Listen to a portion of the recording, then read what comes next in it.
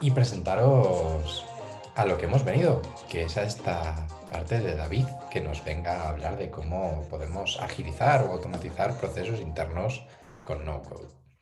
Nos va a contar su experiencia y creo que es una experiencia muy basada tanto en hacerlo para otros o dentro de compañías, tanto grandes como pequeñas, como a nivel interno de cómo sus propios procesos se pueden agilizar y aprovechar el no-code para ello, ¿no?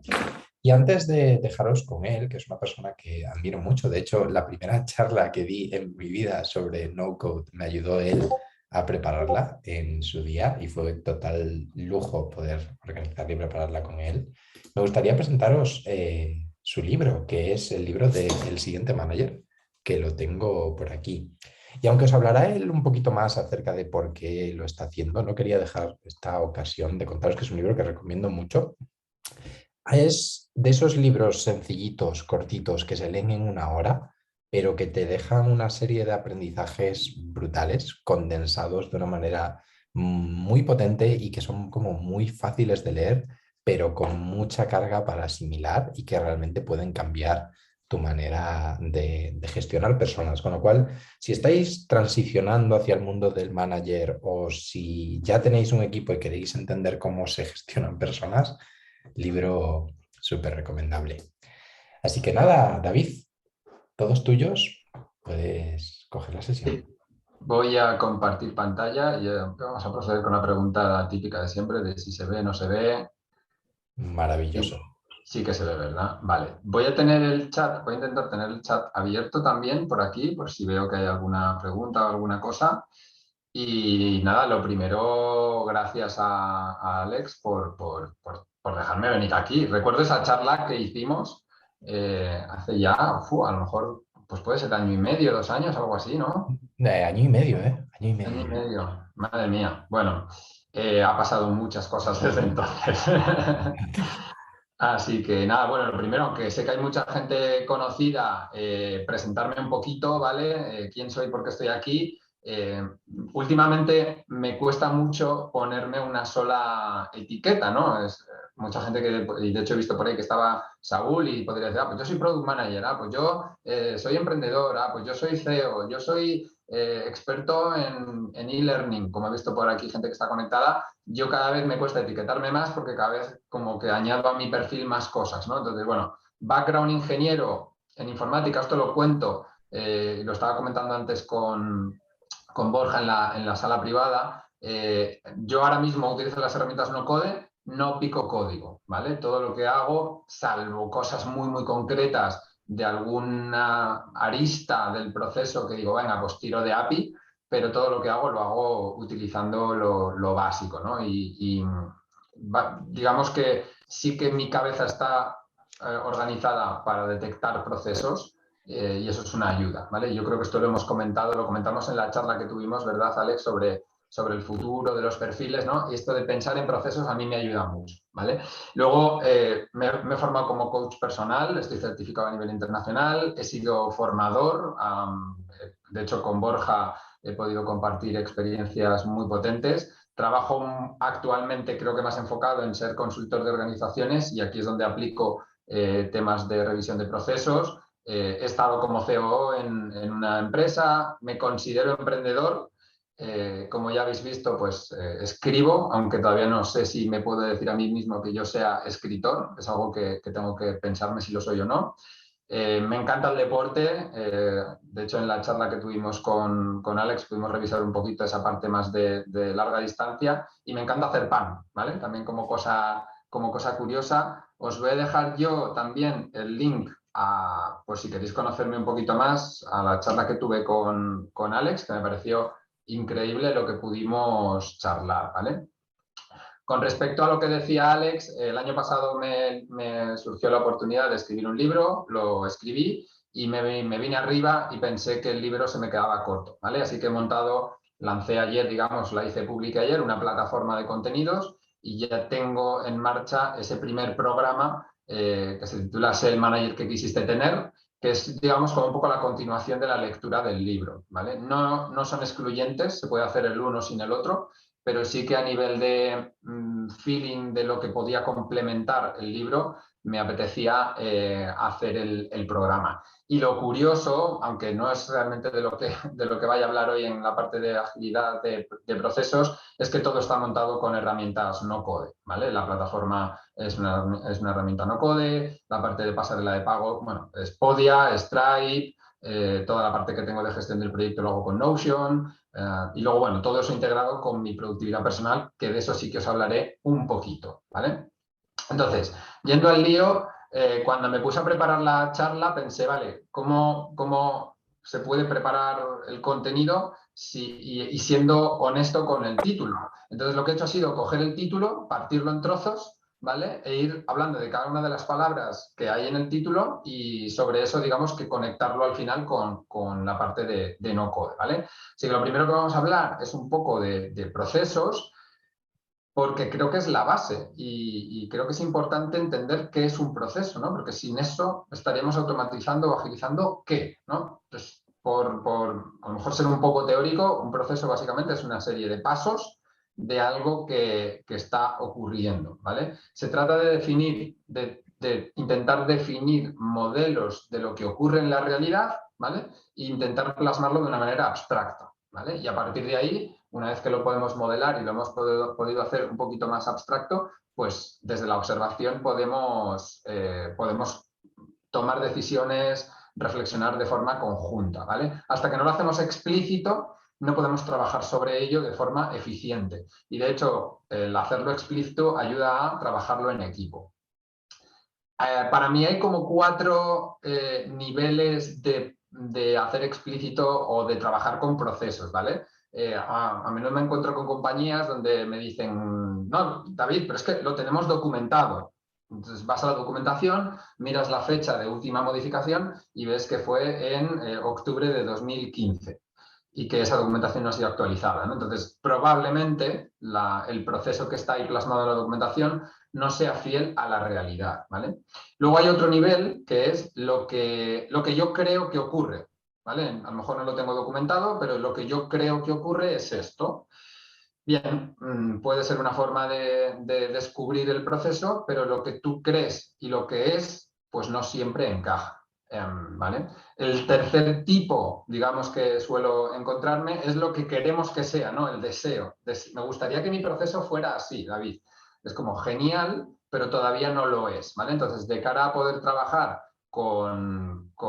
en procesos de cambio que sean realmente efectivos, tenemos que trabajar con la realidad. Y ahí es donde está el cuarto tipo, digamos, de trabajo que puedes hacer con los procesos, que es la observación, ¿vale? Observar lo que ocurre y desde ahí hacerlo explícito.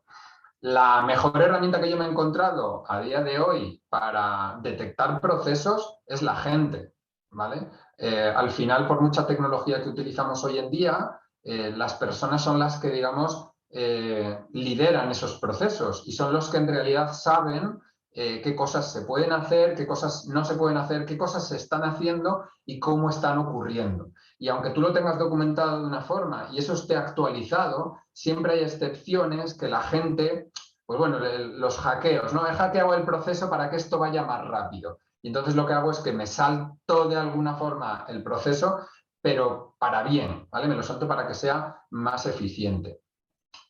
Cuando hemos trabajado con la gente y tenemos realmente un proceso modelado, ¿vale? Lo que podemos hacer es sí que ir a ese deseo, empezar a ver cómo es nuestro proceso, dónde están las fricciones, dónde están las cargas o los pesos o los desperdicios, que ahora comentaré un poquito sobre esto, y empezar a iterarlo, ¿vale? Y de nuevo la mentalidad es de que el proceso tiene que evolucionar de forma constante. Cuando se habla de cambio cultural, se habla de que estamos en constante cambio. Cuando se habla de producto, hablamos de que el producto itera constantemente. Cuando la compañía cambia, pues cambia de forma constante. La gente entra y sale. Oye, pues si todo está en constante cambio, probablemente mi proceso deba estar cambiando constantemente. Entonces, una intervención única está muy bien para detectar y modificar, pero al momento en el que tú te descuides de ese proceso, probablemente se quede obsoleto, ¿vale? Entonces, la mentalidad es de descubrir lo que está ocurriendo y desde ahí, digamos que tener una aspiracional de a qué te gustaría, ¿vale? La segunda parte es, oye, ¿qué significa agilizar? Porque probablemente podamos tener distintos conceptos de la palabra agilizar. Yo he puesto 4 ejemplos, pero creo que cada uno tiene que hacerse una pregunta, ¿no? Y es, ¿qué significa para mí agilizar o mejorar o aumentar el rendimiento? Cada uno tendrá que hacer este ejercicio. Uno puede ser que las cosas sean más rápidas, ¿vale? Y aquí obviamente las herramientas nos pueden ayudar. Y yo os voy a compartir hoy algún ejemplo mío personal de cómo consigo que las cosas sean más rápidas. Otra es que las cosas sean más adaptables, ¿vale? Que es que muchas veces... Como decían los humanos, aléjate. Dudas, cuestiones. Uy, creo que esto se ha entrado, ¿no? No era para nosotros. Creo que no. Vale, vale. Bueno, lo que decía, agilizar, que puede ser que sea más fácilmente adaptable, ¿vale? Que si ese proceso va a cambiar, nos sea más fácil incluir cosas nuevas y eliminar cosas antiguas, ¿vale? Agilizar también puede tener una variable únicamente de pasta. Oye, quiero que este proceso sea más barato o quiero que la inversión que yo tenga que hacer sea más baja. Y la última, que creo que sí que tiene que ver mucho con automatización pura y dura, es que sea más robusto mi proceso. Es decir, que ante distintos inputs, o sea, no sucumbamos a los posibles errores o problemas que pueda haber, ¿vale? Entonces, creo que esa pregunta de qué significa agilizar en genérico o qué significa eficientar procesos, cada uno debería llevársela a su punto, ¿vale? ¿Qué mentalidad invito muchas veces a que tengamos, teniendo en mente esa parte de que cada uno tenga en su cabeza qué significa para él o para ella agilizar, ¿vale? En mi caso, lo que yo suelo utilizar es la mentalidad Lean, ¿vale? Que viene mucho del mundo de la construcción, de la fabricación, ¿vale? De las cadenas de montaje, pero que creo que ha evolucionado muy bien en el tiempo, ha envejecido muy bien. Entonces, una vez que tienes ese proceso, creo que la clave es preguntarse qué aporta cada paso de ese proceso dentro de ese objetivo que queremos conseguir y conectado con los objetivos de negocio, ¿vale? Y esto es muy, muy importante, es decir, los procesos tienen que estar al servicio de los objetivos de negocio y tienen que dar soporte a las personas que lo digamos, supervisan o ejecutan. La primera pregunta es, oye, ¿aporta algo?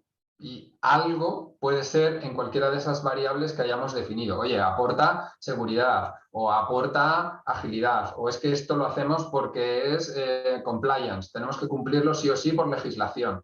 Y si no aporta, directamente eliminar ese paso. Y os sorprendería muchas veces la cantidad de cosas que se hacen heredadas del pasado simplemente porque, bueno, en un momento dado fue necesario, pero como no hemos chequeado si eso sigue siendo necesario o valioso, lo mantenemos, ¿no? Y esa mochila con la que viajamos a lo largo del tiempo al final se vuelve pesada y terminamos con procesos muy pesados que en realidad no están al servicio de nada, ¿vale?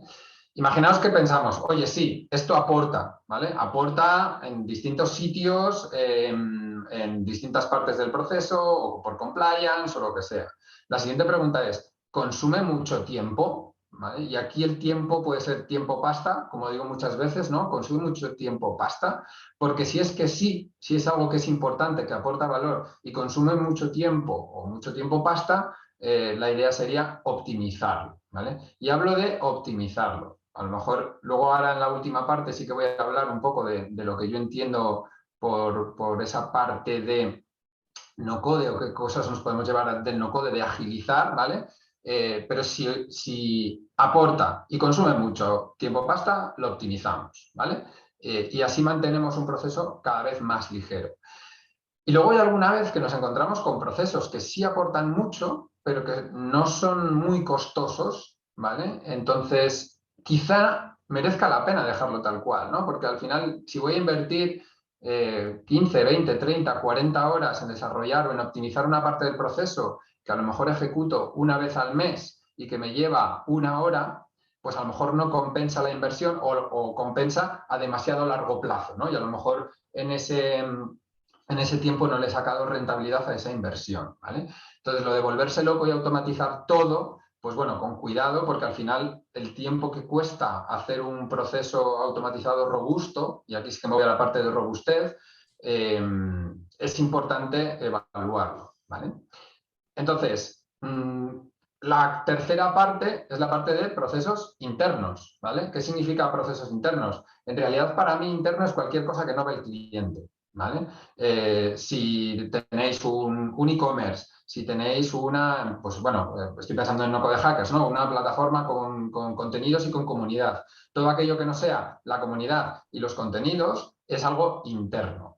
Y la perspectiva que yo trabajo muchas veces con las compañías es, oye, todo lo que se está haciendo para los de fuera, hagámoslo para los de dentro. Y igual que hacemos Customer Experience, podemos hacer Employee Experience y no pienso solo en lo que está haciendo los departamentos de recursos humanos y de talento, que está muy bien, sino también a nivel de proceso. Pocas veces nos planteamos cómo en ese proceso externo del cliente, cómo eso se refleja en los procesos internos. Y ocurre muchas veces que cuando intento machear una cosa con otra, de repente me doy cuenta que no hay encaje. O incluso lo que hago es que como mi proceso interno soy incapaz de cambiarlo o no quiero o no sé cómo, lo que hago es que le hago al cliente, al usuario, le hago llegar mis pasos del proceso, ¿vale? Y de hecho seguramente en alguna experiencia que hayáis tenido hace ya unos cuantos años en banca, ocurría esto, ¿no? Que de repente había pasos que tú decías, ¿y yo esto para qué lo hago, no? Y es porque se estaban macheando los procesos internos con los externos, ¿vale? Entonces, en este sentido, la perspectiva es, oye, todo el conocimiento que estamos adquiriendo de gestión de productos, de gestión de la experiencia del cliente, llevémonoslo a la experiencia del empleado. Entonces, en este sentido, a mí lo que me gusta pensar es que la organización, ¿vale?, debe estar al servicio de los empleados para cubrir los objetivos de negocio, ¿vale? Y aquí siempre hago pie en esta coletilla porque al final la organización está ahí por un propósito, además grande, oye, pues queremos hacer llegar el no-code a todas las personas, democratizar el acceso a las herramientas, fantástico, pero además también tiene unos objetivos de negocio. Entonces, eso es como un poco invertir esa parte interna y en vez de que sea algo que los empleados deben sostener o soportar, es algo que debe ser en el sentido contrario, ¿vale? Procesos y organización al servicio de los empleados para cubrir los objetivos de negocio, ¿vale? Esta mentalidad de la organización como proveedora de servicios, la verdad que puede chirriar muchas veces, ¿vale? Porque en realidad es como, no, pero el empleado tiene que estar al servicio de la organización. Y es como, bueno, eso es una forma de verlo. Si lo vemos al revés, de repente abrimos la perspectiva de que los procesos, cuando están definidos, no solo tienen que dar cabida a la entrega de valor, sino también a los que hacen viable esa entrega de valor. Y llegando al último punto, ¿vale? La parte de no-code, yo aquí incluyo, siempre que hablo de no-code, incluyo cualquier SaaS, ¿vale? Porque en realidad podríamos entrar en discusiones sobre la diferencia entre uno y otro. Al final son herramientas, ¿vale? Que yo puedo utilizar para resolver algunos problemas, ¿vale? Entonces, yo de lo que he encontrado en las herramientas no-code o SaaS, he encontrado como 3 acciones que yo puedo hacer sobre los procesos o sobre la información o sobre esa interioridad de la organización que nos puede ayudar para... Muchas veces vemos como que David, es que eso es imposible de automatizar y eso no lo podemos hacer. Es como, vale, veamos qué niveles hay, ¿no? Creo que el primero, creo que están un poco desordenados, ahora que me doy cuenta, pero el primero para mí es mecanizar algo, ¿vale?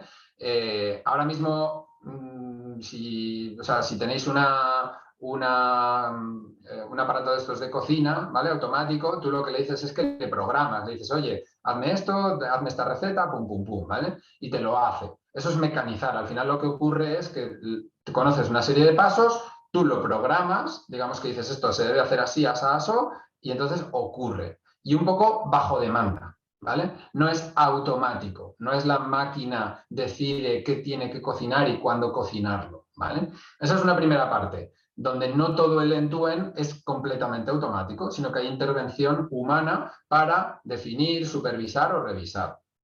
La segunda, que es la más obvia, es la automatización. Ocurren cosas y el proceso ejecuta otras y da unos resultados. Intervención del humano, cero, ¿vale? Sí que es posible que tenga la capacidad de revisar los resultados, pero ahí no hay intervención humana. En este caso, lo que decía antes de la robustez, viene mucho de que esta automatización al final tenga por detrás un trabajo para que cuando existen errores en esos procesos automatizados, revisemos qué es lo que estamos automatizando para eliminar futuros errores, ¿vale? Esto también va muy de la filosofía Lean, de cero errores, ¿vale? Y donde cada vez que ocurre algún problema, lo que hacemos es que vamos a revisar el proceso, vemos qué ha ocurrido y lo reparamos, ¿vale? Y luego la tercera, que es algo que no sé si se está poniendo quizá poco en valor, que a mí me gusta llamar como la integración, ¿no? Hoy en día tenemos herramientas de muchos tipos y tenemos información en muchos sitios diferentes. Entonces, de cara a poder explotar información, tenerlos en un único sitio nos ayuda a poder visualizarlo primero, luego explotarlo de una forma más potente y a partir de ahí pues incluso extraer de ahí información para reportes o lo que sea. Entonces, yo con el no-code, dentro de lo que tiene que ver con procesos internos, veo esos tres niveles, ¿vale? Mecanizar, automatizar e integrar.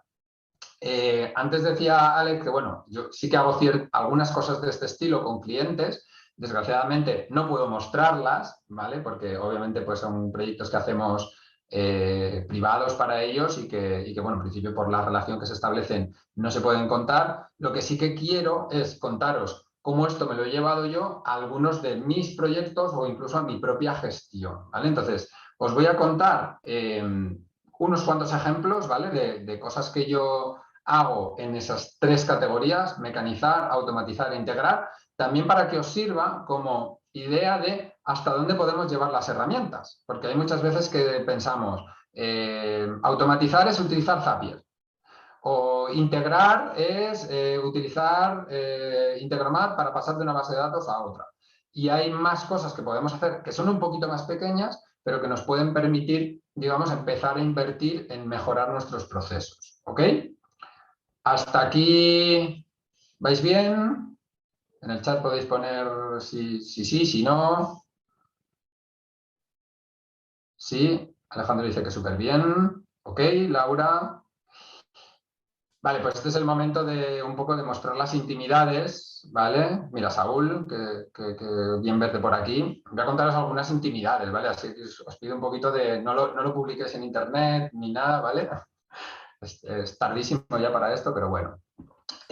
Por ejemplo, si utilizáis Twitter, yo ahora mismo que estoy bastante presente con Twitter, las analíticas de Twitter están bastante bien, son bastante útiles, pero llegó un momento en el que yo quería explotar un poquito más lo que me daba Twitter Analytics, entonces tú puedes descargarte un CSV, ¿vale? Y llevártelo donde tú quieras. El problema es que eso no se puede hacer automatizado.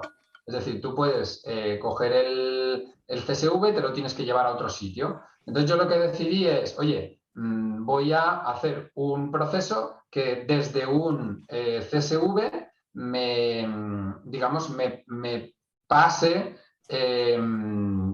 los ficheros, o sea, los datos a un Airtable. De hecho, creo que esta captura, ahora que lo estoy viendo, no es del Twitter Analytics, porque tendría que coger un fichero de Drive, ¿vale? Ahora os cuento de qué es esto otro, que coger un fichero de Drive y llevárselo a Airtable, ¿vale? A través de un Google Drive. Pero esta es la idea. Subo el CSV y cuando yo tengo programado, me lo pasa a un Airtable donde yo tengo un dashboard, que yo ya he diseñado, digamos, para tener otras métricas distintas, ¿vale? Este otro que pone Populate Sheet to CSV Sport es porque la herramienta Hype Fury te permite meter una serie de tweets desde un CSV, ¿vale? Entonces, yo lo que he hecho es, me creé un Google Sheet en Drive, cada vez que ejecuto me coge de mi Airtable, que ahora veréis la gestión de contenidos, los que están seleccionados para publicar, lo publica en otra pestañita y eso a partir de ahí me lo puedo llevar a Hype Fury, ¿vale? Entonces son procesos... Laura, luego si tenéis, yo no tengo problema en enseñaros ninguna cosa, pero luego si queréis podemos ver un poquito más de... Quiero enseñaros como volumen y luego si hay alguna cosa más que queréis profundizar, os enseño más cositas, ¿vale? Entonces, bueno, esto es un proceso para mí mecánico, ¿vale? Es decir, yo intervengo porque hay algunos pasos que ¿Se podría a lo mejor a través de API decirle a Twitter Analytics que me dé? Se podría, probablemente, y de hecho estuve cacharreando a ver si se podía. El coste era demasiado alto, ¿vale? Era hacer una llamada a la API a través de Integromat, ahora Make, y dije, mira, no me compensa, porque tampoco es algo que haga tan a menudo, ¿vale? Luego he puesto otro, que aquí en realidad iba a decir, a ver qué otros puedo poner yo, pero ¿por qué no hacer mención a la Maker Session de Noemi Carro? No sé si exactamente, ahora tengo dudas, en su caso es automatización 100% o hay una parte de intervención por su parte y lo considero mecanización. Veo a sentir a Alex, creo que es lo segundo, ¿verdad? Es algo, claro, es algo que mandar una factura yo también querría supervisar antes de que se envíe, ¿vale? Entonces, tenéis esta Maker Session, no sé si es el número 30 y 30 o algo así, ¿vale? Mi creo que lo está poniendo ahí Alex. Esto es otra forma de utilizar las herramientas, ¿vale? Para mejorar tus procesos. Luego, yo, o sea, amo las automatizaciones de Trello. Yo vengo de utilizar Trello durante muchísimos años y cuando pusieron las tarjetas recurrentes, yo fui feliz, porque en realidad hay muchas cosas que yo hago a lo largo del mes que son recurrentes. Una tarea recurrente es una automatización. Y ahora veréis cómo yo he conectado algunos de mis procesos de gestión con las tareas recurrentes. Entonces, no veáis únicamente la automatización como si pasa A, entonces B y demás, sino como que hay muchas herramientas que te permiten este tipo de cosas que en realidad esto a mí lo que me ayuda es a descargar el cerebro. Yo no tengo que acordarme de añadir una tarjeta de cierre de mes a final de mes, que es algo que tengo que hacer todos los meses, o de revisar el estado de las finanzas, o no tengo que pensarlo, ¿vale? Entonces, pensar en automatizaciones también de este estilo para poder ayudar y dar soporte a vuestros procesos, en este caso es de productividad personal. Laura, este es el Airtable que contaba, ¿vale? Yo tengo lo que yo llamo el Content Scheduler, que tiene dos partes, ¿vale? Y que son dos partes muy diferenciadas. Cuando creo contenido, intento tener el menor número de distracciones posibles, ¿vale? Y este es el tablero de Kanban que yo he creado para planificar las publicaciones que hago, bueno, algunas, porque muchas otras no son planificadas, pero las que son de creación de contenido puro, las planifico, ¿vale? Entonces, lo que ocurre es que yo tengo dos momentos, el de creación, que ese es muy mío y donde yo tengo que participar sí o sí, el de publicación o el de programación y luego el de, digamos, chequeo de la publicación, ¿vale? El primer paso lo que yo tengo es un Airtable donde voy poniendo en cada una de estas fases el contenido en el estado en el que está. Y luego, todas las mañanas, lo que ocurre es que tengo un proceso que va a este Airtable y los que están en la columna de tu schedule me los planifica con HotSuite, ¿vale? Entonces, yo lo que hago es que hago digamos, como un intermediario a HotSuite con una automatización de Make a través de lo que yo tengo del table. De esta forma, yo ya tengo una base de datos donde tengo todos los contenidos que he publicado, tanto en Twitter como en LinkedIn, en una única base de datos, ¿vale? Obviamente, me actualiza el estado en esta base de datos. Oye, esto ya está publicado. Y friki de mí, lo que hago es que cada mañana me mando una notificación al móvil para saber qué se va a publicar en ese día, ¿no? Porque hay veces que lo planifico con 2 o 3 días de antelación, entonces para saber qué se va a publicar ese día exactamente y poder interactuar en consecuencia, me lanzo una notificación en el móvil, ¿ok? ¿Cuál es la segunda parte? Una vez que ese post se ha publicado, lo que quiero es, primero, moverlo automáticamente a que ha sido publicado y me guardo la URL, ¿vale? Me cojo el código del tweet y me guardo la URL. De tal forma que si yo el día de mañana quiero mencionar algún tweet que he publicado en el pasado, me voy al table, busco por contenido y ya tengo la URL publicada, ¿vale? Cosas frikis que pensé en su día y que me conecta con lo que hablaba de Twitter Analytics. Cuando tú descargas el CSV de data, tú te da el identificador de tweet. Entonces podrían mezclar en esta propia base de datos del table las métricas de cada uno de los tweets, ¿vale? No lo hice porque tanto el Twitter Analytics como Metricool, que también estoy utilizando mucho Metricool ahora para la supervisión de las analíticas, ya te dan toda esa información. Entonces, reinventar la rueda en este caso no era ni saludable ni necesario, ¿vale? Entonces, este es el Content Scheduler. Esto es una cosa muy friki, ¿vale? Que esto ha sido heredado bueno, yo utilizo time blocking para gestionar mi agenda. Entonces hubo un momento que para traquear el tiempo que dedico a los proyectos, como yo todo lo tengo en la agenda, lo que tengo es que a diario tengo un proceso que coge de Google Calendar todos los eventos y me los mete en un Airtable. Luego sí que es cierto que tengo que marcar en ese Airtable qué horas son imputables a proyecto y qué horas no son imputables a proyecto para poder generar las facturas asociadas, pero también me permite saber qué dedicación estoy teniendo a un proyecto y lo puedo comparar con cómo de imputables son esas, o sea, cómo de rentable está siendo ese proyecto.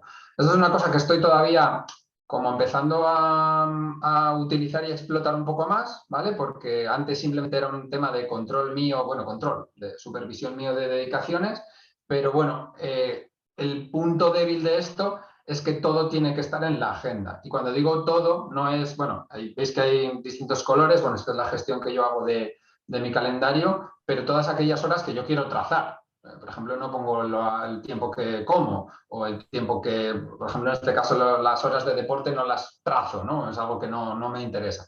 Pero a nivel de proyecto y de trabajo, si dedico media hora a revisar una propuesta comercial, pues lo pongo, ¿vale? Y a partir de ahí, luego al final de mes lo que hago es reviso y miro los proyectos, ¿vale? Entonces tengo este Project Time Tracker que hay algunas herramientas que lo hacen, Toggle, y de hecho creo que con Notion también puedes hacer botoncitos donde te empieza a traquear el tiempo y demás. Como yo ya utilizaba Calendar, sabía utilizar Make y tenía Airtable, dije, pues lo...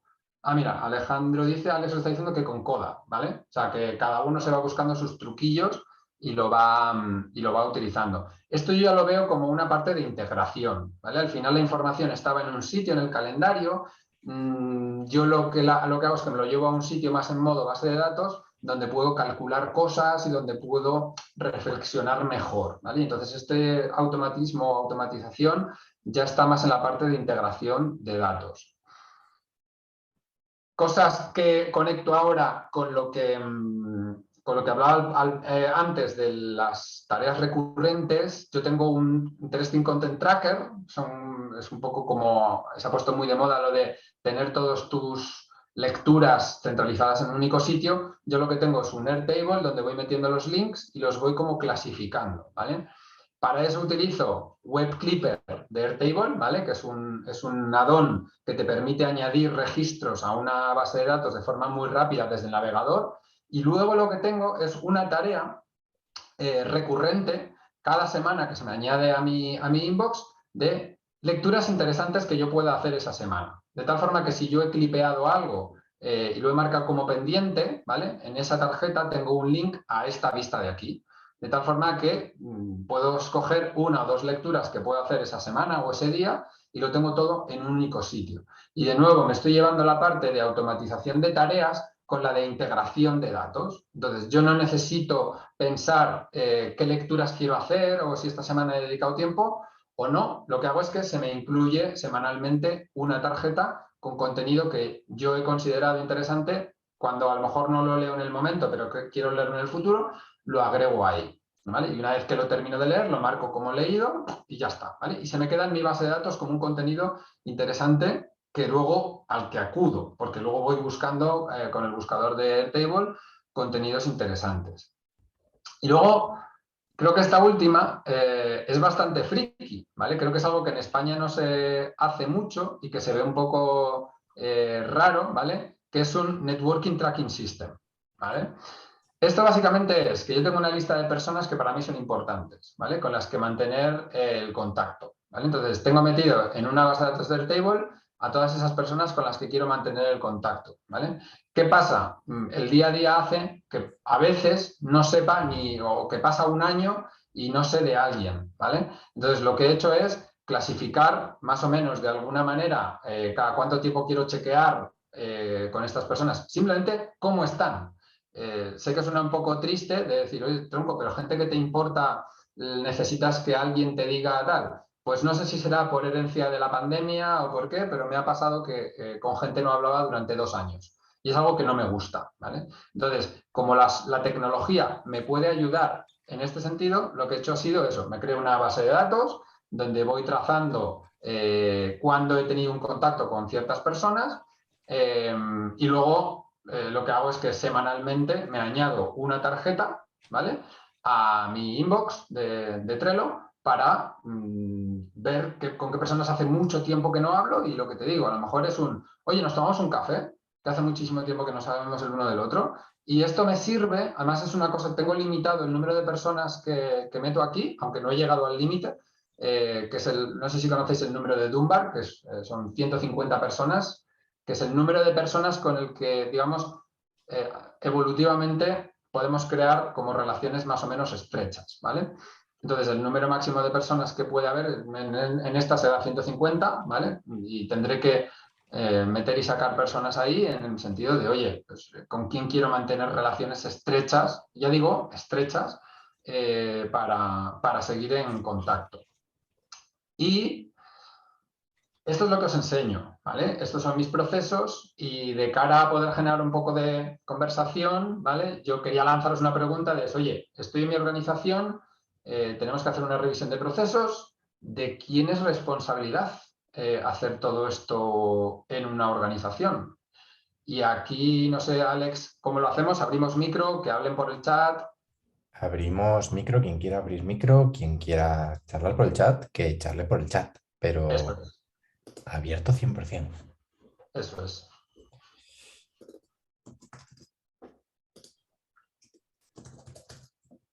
Que si nadie habla, yo hablo, ¿eh?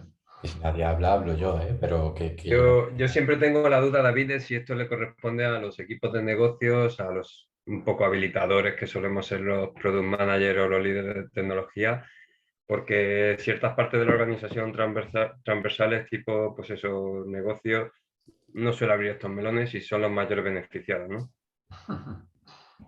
Entonces, mójate, Saúl, ¿quién dirías que es el responsable? Solemos ser nosotros, pero no sé si deberíamos siempre serlo, porque no siempre somos capaces de detectar todo lo que hace falta. Claro, en el caso de Saúl, que bueno, que nos conocemos, como Product Manager tiene mucha visibilidad porque tiene muchos stakeholders, pero quizá él siente que no debería ser el responsable. No sé quién si no. Ya digo, yo tengo mi propia respuesta, ¿vale? Pero quién si no, ¿no? ¿Qué más opiniones? Me había parecido que Cristina desmuteaba. No sé si quiere aportar algo. La verdad es que no me había dado cuenta que había desmuteado, pero sí. Creo que en realidad quien tiene que hacerse cargo de revisar los procesos es quien los utiliza, porque es quien mejor los conoce, quien sabe dónde están las ineficiencias. Otro tema es que como hay gente que no lo hace, pues luego pasa, como dices, que hay otras áreas que son las que empujan esos cambios, pero desde luego quien mejor lo conoce es quien lo usa. O sea que cada uno debería ser responsable de sus propios procesos y a partir de ahí apalancarse en lo que sea necesario, ¿no? Y oye, a lo mejor puede ser negocio, a lo mejor puede ser incluso tecnología, producto o lo que sea, ¿no? Muy interesante. ¿Más opiniones? Si no, preguntas que tengáis o cosas que queráis comentar. También abrimos un poquito más la mano para que podamos interactuar más abiertamente.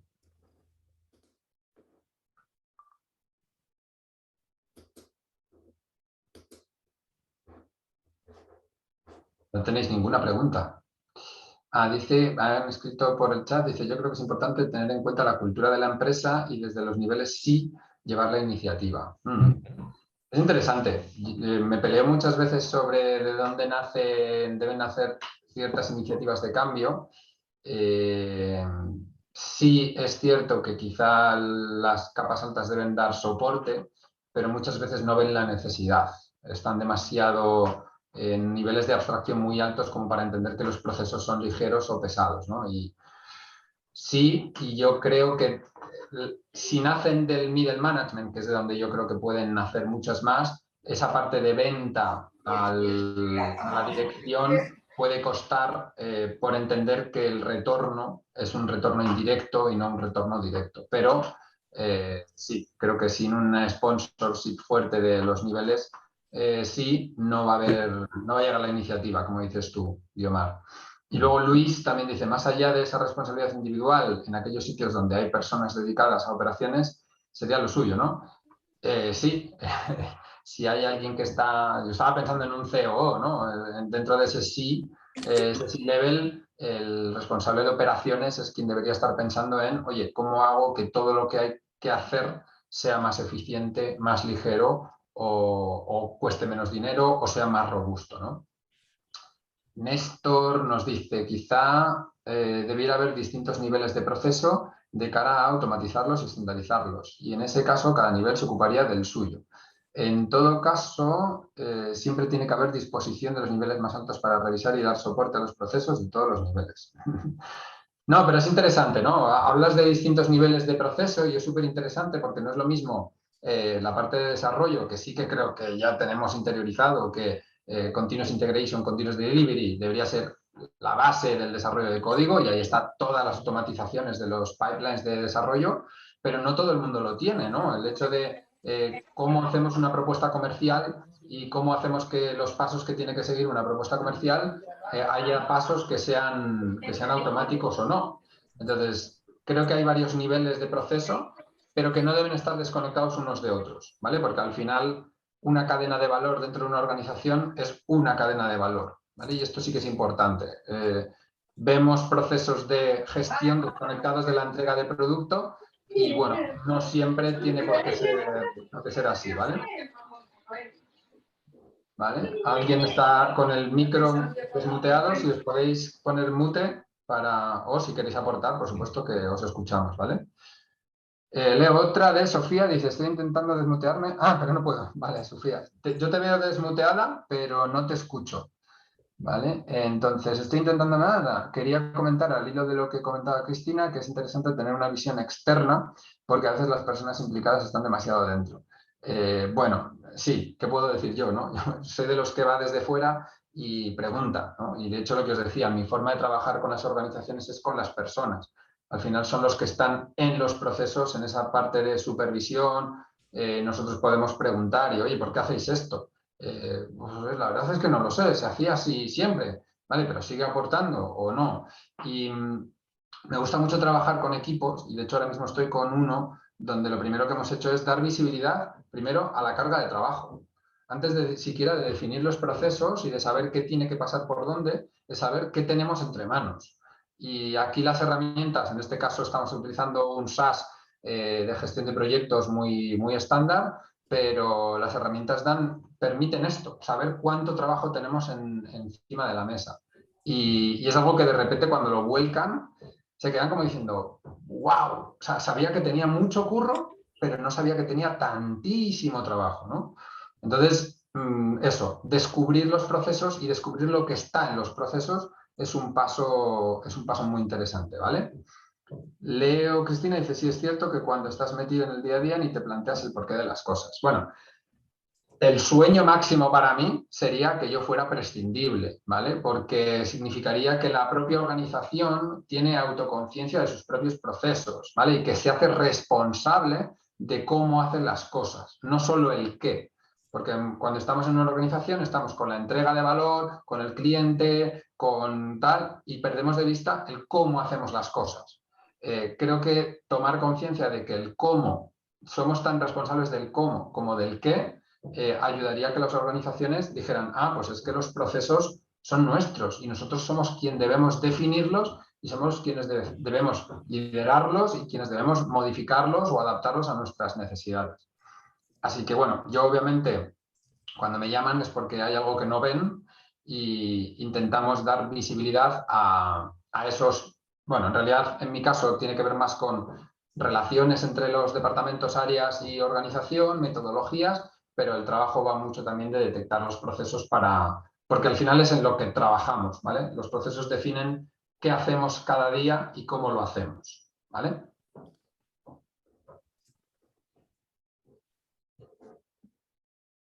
¿Más preguntas? ¿Qué os parece esto que os contamos? Me parece un Buenas, debate muy interesante, ¿eh? Buenas, Alex y David. ¿Qué tal? Soy Juanmi. ¿Qué pasa? Que Muy buenas. A raíz de todo esto también se me viene a la cabeza, porque todo el proceso, cultura del proceso dentro de la empresa es súper importante, pero también es importante saber en qué momento, ¿no? El estado de madurez de esa empresa o estado de ese producto, ¿no? No sé en qué punto es necesario empezar a procesar, a documentar, ¿no? De qué punto, ¿no? Según un estado de madurez que la empresa ya está en positivo, ¿no? Ya está generando ingresos, o ¿cuándo es el mejor momento para ti, David? A ver, de nuevo, ¿qué es lo que me gustaría y qué es lo que me encuentro? Yo me nutro, digamos, de alguna forma de empresas que han tenido un crecimiento muy rápido, ¿vale? Y que se encuentran con que ese crecimiento tan rápido les ha hecho crecer de forma desordenada, ¿vale? No digo que hayan crecido mal, porque creo que las organizaciones hacen muy bien su trabajo. Lo que pasa es que cuando llega el momento en el que se encuentran stoppers, es cuando entran en agobio, ¿no? Creo que pensando a lo mejor en alguna startup, creo que antes de crecer sería un buen momento para hacer un ejercicio de, oye, ¿cómo estamos haciendo las cosas? ¿Por qué digo esto? Porque puede ser que sí, hayas levantado una ronda de financiación y te permita multiplicar por 3 el headcount en 2 años y está genial, pero si creces con procesos muy pesados, lo que va a ocurrir es que te vas a convertir en un elefante que quiere correr. Y en realidad, como startup, tú lo que quieres es ser muy ligero, muy ágil, ¿vale? Y en este caso ágil de adaptación. Es decir, si yo tengo que cambiar mis procesos, tienen que ser procesos muy ligeros, con pocas dependencias o con poca carga o con poco coste, para en un momento dado, si tengo que pivotar de alguna forma una parte del producto o una parte del servicio, lo pueda hacer. Entonces, creo que antes de un crecimiento sería ideal hacer esta revisión. ¿Cuál es la realidad? Que cuando ya has crecido, te das cuenta de ese techo de cristal, de es que no puedo ir más rápido. Y ahí es cuando realmente levantas la mano y dices, que venga alguien y que nos ayude con esto. Por eso digo que creo que si hubiera una responsabilidad o una autoconciencia de que esto se puede hacer dentro de la organización, es mucho más natural preguntarse, estoy pensando en una retrospectiva de equipo, preguntarse cómo lo hemos hecho y si los procesos nos ayudan. La forma en la que lo hemos hecho son una ayuda. Obviamente no es algo que me haya encontrado de forma generalizada, esa autoconciencia sobre los procesos, pero creo que es muy, muy valioso. En grandes corporaciones los problemas son otros muy distintos, ¿no? Ahí los crecimientos de países, hoy estamos abriendo en otro país, heredan muchísimos de esos procesos y ahí creo que hay otras formas, ¿vale? Y de hecho hay ya herramientas que te hacen analítica, incluso solo de la parte tecnológica, para hacer un descubrimiento de procesos y a partir de ahí que tú puedas definir y cambiar y modificar. Entonces, creo que es importante eso, antes de crecer, tener procesos ligeros. Genial, muchas gracias.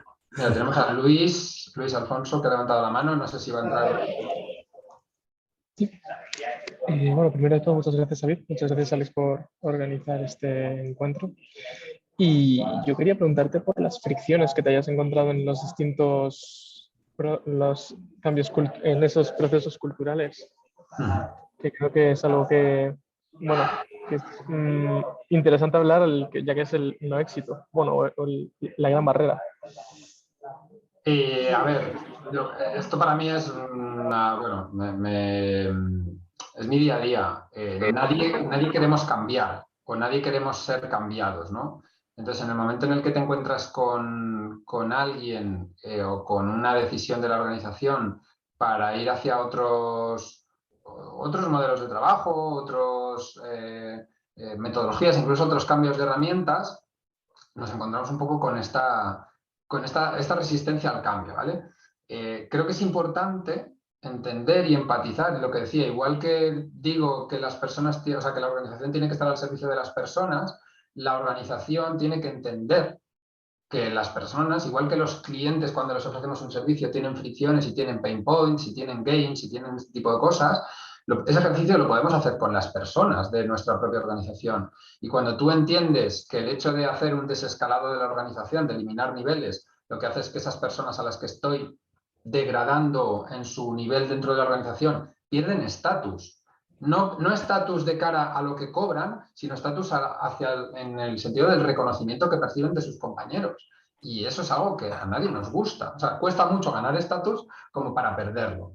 Entender eso, ¿vale? No te digo que lo solucione, ¿vale? Pero ayuda a que los cambios vayan en línea con lo que la gente puede y quiere. Y aquí distingo dos cosas, ¿no? El que puede y quiere y el que puede y no quiere. Y ante el que puede y no quiere, lo mejor es que no esté en la organización. ¿Por qué? Porque va a ser un dolor para esa persona y va a ser un dolor y un lastre para la organización. Y una de las cosas que es unpopular opinion, pero en cualquier proceso de cambio hay rotación alta, porque al final la gente que está contigo está por algo y si tú cambias algo que no les conecta, al final esa gente se va a querer ir o va a estar produciendo de una forma mucho menos efectiva, con mayores problemas y demás. Entonces, esa parte de asumir que los procesos de cambio, parte del equipo va a rotar, es algo que deberíamos poner sobre la mesa. O sea, que con estos procesos de automatización que tú propones a las corporaciones, bueno, empresas, suele haber una reducción clara de puestos de mando. A ver, no. O sea, no siempre, pero No. me refiero, ocurre bastante. En realidad, no. Yo creo que las grandes corporates, esto creo que es otro tema, ¿no? Las grandes corporates, el problema que tienen, o lo que yo veo de las grandes corporates, es que la propia estructura es digamos, la que toma las decisiones sobre qué se debe hacer y qué no. Entonces, los seres humanos tenemos una manía, un sesgo de autopreservación, y es que no nos vamos a atacar a nosotros mismos. De forma inconsciente, ¿eh? No hablo de que hagamos estrategias, argucias, de forma inconsciente nos autopreservamos. Entonces, el hecho de automatizar procesos y demás, muchas veces se ve como una amenaza al estatus propio de todas esas posiciones y no ocurren, ¿vale? La realidad, ¿cuál es? Que en realidad, vamos, cuando yo trabajo con este tipo de personas que están en una posición, yo les digo, es que es por mejorar tu vida. O sea, tú estás jodido porque tienes mucho trabajo y te estoy proponiendo hacer cosas que te quitan trabajo, no que te quitan el trabajo, que te quitan trabajo, que puedes dedicar luego a otras cosas que va a ser maravilloso. Crear negocio, innovación, cuidar de tu equipo, formarte. Entonces, se ve como una pequeña amenaza al rol, cuando en realidad creo que no lo es. ¿Van a desaparecer, se pueden desescalar organizaciones por automatización de procesos? Se puede hacer, otra cosa es que la propia organización sea capaz de hacerlo, cosa que es muy difícil, ¿vale? Desescalar los niveles de una jerarquía es algo hartamente complicado, porque tiene muchísimo impacto en las personas que están en esos niveles. A día de hoy, de las empresas con las que he trabajado, solo conozco una que haya conseguido pasar de 4 niveles a 3. Solo una. Y tampoco era una compañía muy, muy grande. Estamos hablando de unas 50 y pico personas, ¿vale? Entonces, el desescalado ha sido, pues, por crisis de negocio por la pandemia. Supieron aprovechar ese movimiento y solo conozco una que haya conseguido desescalar un nivel. Ya te digo, de 4 a 3. Sí, de 4 a 3 niveles. Manteniendo el estatus y el reconocimiento de esos niveles que han pasado de ser un nivel 2 a ser un nivel 3 del antiguo, ¿vale? Muchas gracias, David.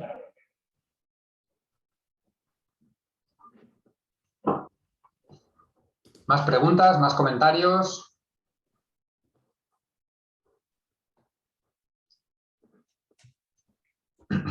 Normalmente, cuando hablamos de no-code, hablamos mucho de producto, de MVPs, de este tipo de cosas más hacia afuera. Mi mirada casi siempre es hacia dentro de la compañía, es donde he decidido enfocarme y creo que también puede aportar muchísimo a las organizaciones. 100%. ¿Te imaginas un futuro en el que las propias personas de ese departamento puedan tener libertad absoluta para gestionar sus propios procesos? Ya lo hacen, lo que pasa es que no lo saben.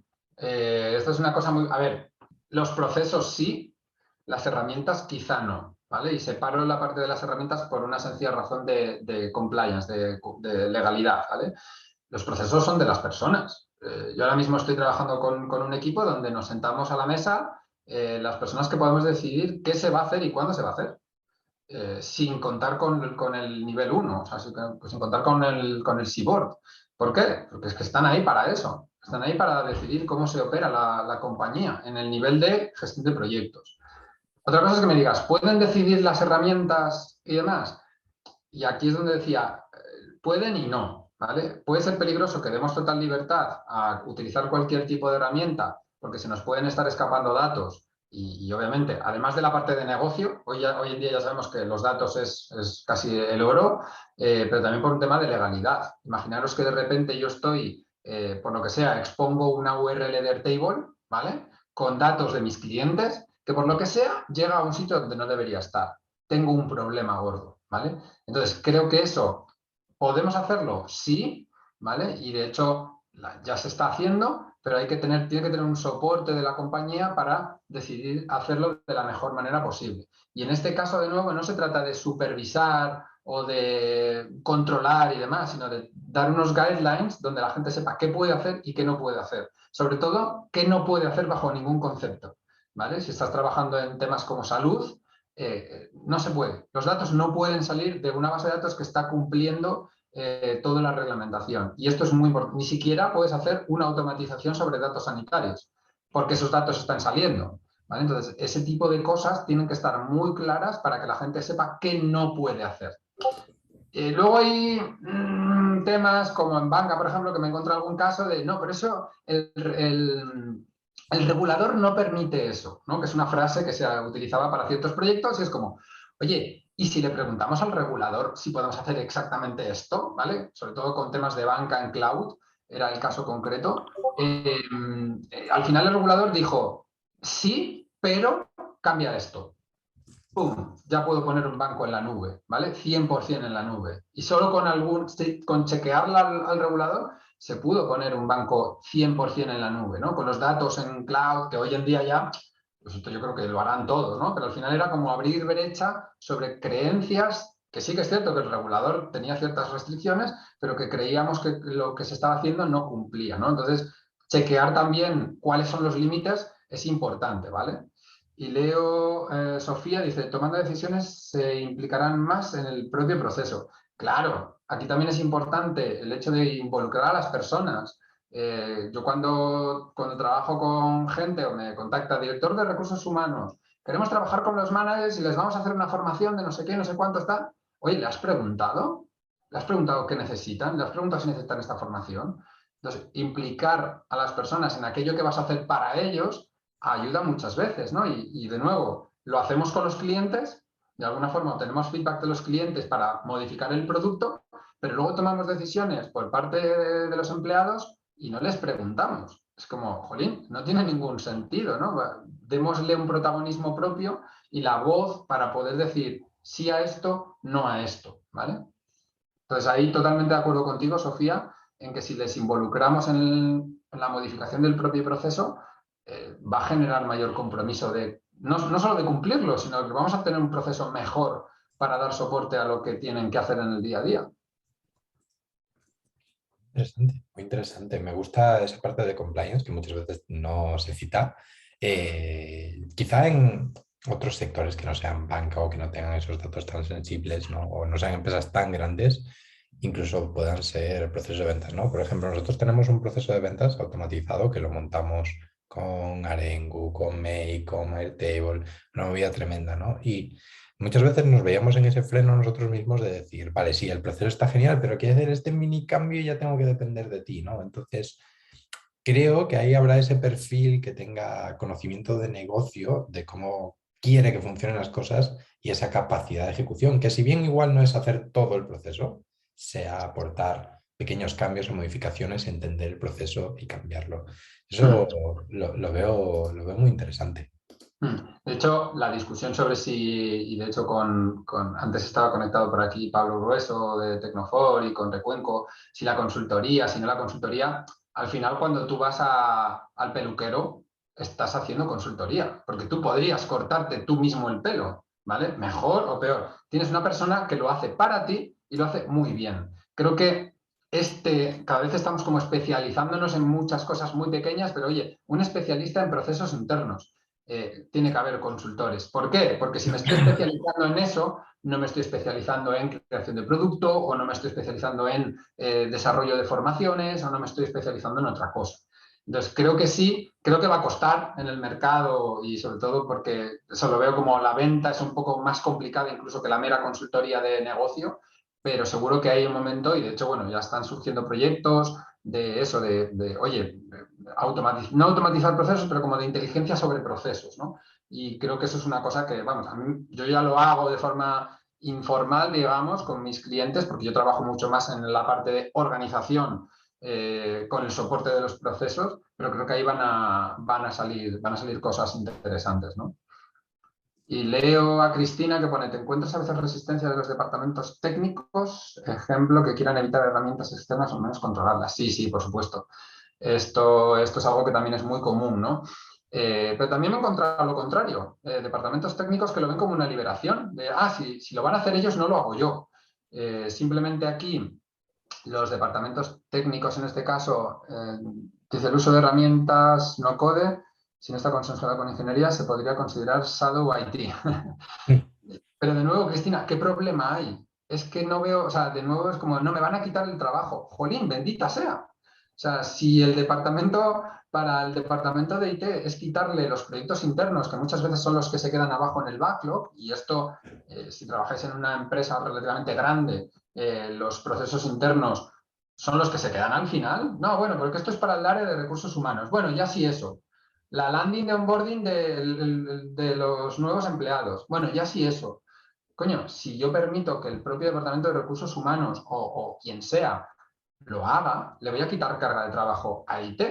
Es cierto que le voy a dar más trabajo al Departamento de Recursos Humanos, pero empezamos a empoderar no solo en la propiedad de los procesos, sino en la resolución de los mismos. Y creo que hay un recorrido que es interesante y que yo creo que a medida que pasen los años, estoy pensando en una década, ¿vale? A lo mejor soy demasiado optimista, ¿vale? En el que las propias personas puedan utilizar la tecnología de una forma más ágil, más concreta y que eso, que un departamento de recursos humanos decida que para hacer el onboarding de un empleado le da de alta en una base de datos del table, pulsa el botón de onboard y se desencadenan los emails a no sé quién, las citas que tiene con no sé quién. ¿Por qué no, no? Si le quito trabajo a IT, ellos van a poder enfocarse en otras cosas que a lo mejor son más, tienen mayor impacto de negocio, ¿vale? Y esto también es muy importante y ya está. Entonces, ¿hay resistencias? Sí. En otros sitios también me he encontrado que lo ven como un aliado, ¿no? ¿El miedo cuál es en estos casos? Es lo mismo de la legalidad, ¿no? Oye, ¿dónde van los datos? Quiero saberlo, quiero supervisarlo, quiero entender qué es lo que vas a hacer y de dónde vas a coger los datos y a dónde los vas a pasar, ¿no? Entonces, ahí también creo que tiene que haber colaboración porque muchas veces los departamentos de IT son los que tienen, digamos, esa responsabilidad de la parte más de cumplir las restricciones que tengamos con respecto al acceso de los datos, ¿no? Pero sí, esperemos que el día de mañana podamos hacer Shadow IT. Me ha gustado la expresión.